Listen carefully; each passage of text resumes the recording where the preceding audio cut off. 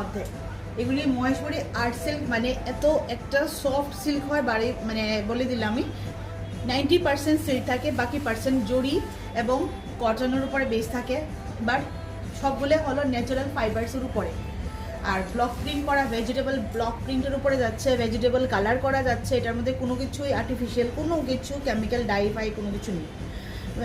এই জড়িটা গেল এমন করে, আর এরকম করে ডাবল বর্ডার গেল হোল বডির মধ্যে, এরকম করে কাচ ওয়ার্ক বলে এগুলিকে, মানে ওই এলিফ্যান্ট এরকম ধরনের যে মানে এগুলি ছোটো ছোটো ফিগার মোটিভ দেওয়া যে আছে, এগুলি সব কাচ ওয়ার্ক।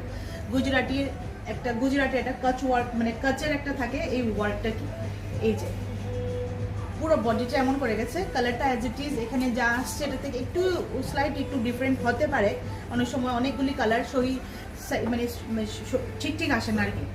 আর এটা হলো আঁচলের প্রিন্টটা, কাছে থেকে দেখাই, এটা হলো আঁচল, এই জায়গায় থেকে আঁচল